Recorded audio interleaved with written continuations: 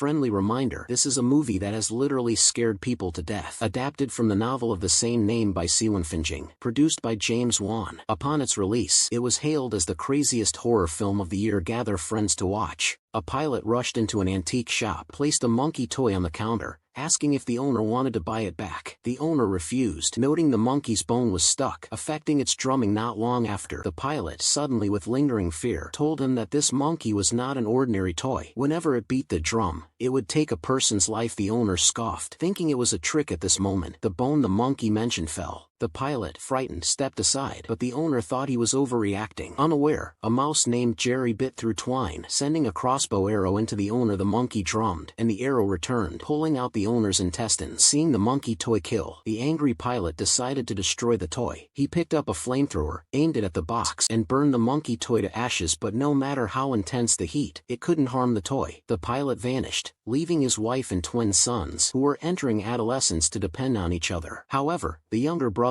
Hal, being timid, was often bullied by his brother Bill, and imagined using a bowling ball gun to smash them. He always endured it silently. Last night, the brothers discovered a beautiful box among their father's belongings, and inside was a peculiar toy monkey. Hal took out the monkey. It was quickly grabbed and tossed back. In the end, they found that the monkey would only grin, so they found it very boring and threw it back to him. The next morning, the brothers played with the pig before school. Hal found the monkey on his seat, thinking Bill brought it. After a while, the nanny took the two to the restaurant for a meal. While watching the chef's performance, the monkey toy, originally in the back seat, had moved to the driver's seat, beating the drum on its chest at the same time. Hal felt a chill when he saw the chef. Rusty knife lost control and cut her neck. Their mother, worried about psychological scars, advised everyone has myths, so enjoy life. After attending the nanny's funeral, Hal felt the nanny's death was suspicious. Later that night, he went to the monkey toy and asked if it was in the nanny's death. Someone saw and thought he liked the toy. Joking they'd marry it. Hal didn't want to say it, but Bill's fist made him. Next day, Bill spread rumors and had classmates throw bananas, saying, "I am Hal." As soon as he got home, he wondered if the monkey had the ability to kill. If it did, he hoped it could kill his brother Bill. He wound up the toy. It started beating the drum as expected. But what Hal didn't expect was that the monkey toy did not follow his command to kill his brother. Instead, it targeted their mother. When Bill returned from school, he saw their mother preparing dinner. Collapsed. The doctor said their mother died from a rare disease. But only Hal knew that this was about that eerie monkey. To eliminate this source of trouble, Hal decided to dismember the monkey with a kitchen knife. No, he had cut one of the monkey's arms when he discovered that the toy monkey was bleeding, so they went to their uncle's house. By evening, Bill noticed the streetlights outside roared, and as he approached the scent, he saw the eyes of the toy monkey. Frightened, Bill turned around, and then the toy monkey appeared in corpses. In the end, what did you take them to explain? This phenomenon made the two brothers see the toy monkey was odd. They began to suspect the nanny and mother's sudden death could link to this toy. To test this, they chose to act again. They went to a mountaintop grid, followed by 60 wild horses and their sleeping bags. They reached a consensus. The two brothers confirmed that the real culprit behind all this was the toy monkey. To prevent it from causing more harm, they sealed the toy in a chained box and tossed it into the well. For 25 years, the toy monkey caused no harm. However, one night, Hal's aunt was awakened by noise. Thinking it was a burglar, she tiptoed downstairs, fell, and her face was pierced by needles. In pain, she removed the needles and smelled gas in the kitchen. She leaned over the stove, which burst into flames, igniting her hair. Terrified, she ran, crashed into the fence, and died. After her death, her belongings were auctioned. A young man fancied the toy monkey meant to be in the well. Meanwhile, Hal, away for nearly 10 years, was now a cashier. Having witnessed the toy's ability to move instantly, Hal always believed that the toy monkey would bring disaster. He divorced his wife, seeing his son Pete yearly. He planned to take him out, but that night he dreamed he was allowed to grab a monkey paw, which was first thrown into an abyss, and then he was almost shot by the monkey. Harold was relieved it was just a dream. Waking up, he noticed a missed call on his phone and called back right away. It was his brother Bill calling. Bill called him, and they hadn't met in a decade. This was the second time he was informed of his aunt's passing, hinting the monkey toy might have already been released. The younger brother was advised to visit their aunt, who had experienced the thrill of killing and couldn't risk it. After hanging up, the AC unit upstairs fell. A strong current surged as a woman was about to dive. Ergun tried to stop it, but it was too late. The girl was electrocuted, and a curse seemed to reach him, forcing him to take his son to his aunt. As soon as he arrived, he learned from the real estate agent Barbara that recently there have been frequent mysterious deaths in the town. His aunt's head caught fire, impaled on a fence. Next day, another's neck caught by lawnmower. Someone scalded by steam. A boy playing golf bitten by snake from hole. After hearing of these deaths, Hal was sure someone used the monkey toy to kill, but thought the monkey was at his aunt's, so Barbara looked for the monkey herself. He opened a cabinet. The fridge went off, killing Barbara. With frequent deaths in town, police didn't suspect murder and took a statement. After leaving, he got a call. He realized Bill was more concerned if they came to town than the monkey toy's whereabouts. This made him suspect the whole matter might be about his brother Bill, and the monkey toy was likely in Bill's possession. But Bill did not answer the question, directly hung up the phone. As suspected, when Bill found the monkey harmed only user-related people, he guessed Hal killed their mother, so he planned to soon return to the well to take the monkey, but it was already empty. Only the monkey toy's wind-up key remained. Bill knew this was the monkey's hint it would return. Bill hid in a small town and got help from a long-haired man to find the toy. Hal and his apprentice lived nearby. Disguised as a police officer, the man broke into the aunt's house. This wasn't Bill's plan. The man aimed to steal the toy. To achieve this, he threatened Hal's life, demanded Pete sneak into Bill's house to steal the monkey toy. Though Pete didn't know the monkey toy was, he had no choice to agree to save his father. Hal also warned his son not to wind it up in anger, but after Pete entered the room, he was nearly hit by an axe after stepping on a thread. He saw the room had traps. With agility, Pete quickly reached the living room. There, he saw Bill fiddling with the monkey toy. Bill was unsurprised and encouraged Pete to wind it up. I think the key is just simply something that Sean Bourne might have been doing for him, although. Generations Introduction. Fuma 0. Although Hal had warned his son not to wind it up, Pete's curiosity piqued, so he took the monkey and wound it up. The next second, the monkey toy started beating a drum in his hands. The young man, threatening Hal, fired his gun, making a hole. Bees from a tree flew in his mouth. Seeing this, he fled the car in fear. Meanwhile, Bill asked Pete to wind it up. Then he heard his father's shout and refused. Bill grabbed the toy, tried breaking the monkey's arm to make it continue drumming. However, even though he used all his strength, the monkey didn't budge, sending Bill flying. Immediately after, the monkey, which had just refused to drum, began to drum rapidly as if complaining about Bill's earlier disrespect. As the drumming stopped, a moment later, scattered screams were heard from outside. He looked out the window and saw that the town was already in chaos, and then a plane caused an explosion right there as the monkey drummed again. Bill's ceiling shattered and townspeople fell onto it. Hal arrived. He asked Bill why he controlled the monkey to kill, but Bill said he did it to kill his brother and avenge his mother. Despite winding the clockwork for days, the monkey didn't kill him. Bill planned to use Pete's hand, but failed. Told his brother that they had all committed grave errors, but the real culprit should be that damned monkey toy. With his urging, Bill decided to let go of his hatred and make peace. However, the monkey drummed again, and then Bill died in his own trap. To stop more harm, Hal took it with him to prevent tragedy. In Stephen King's style, it tells a horror tale, but it explores deaths, impermanence, and family communication issues. Many issues could be resolved by talking, but misunderstandings grow for many reasons. Just lead to irreparable pain. Alright, that's the end of today's story.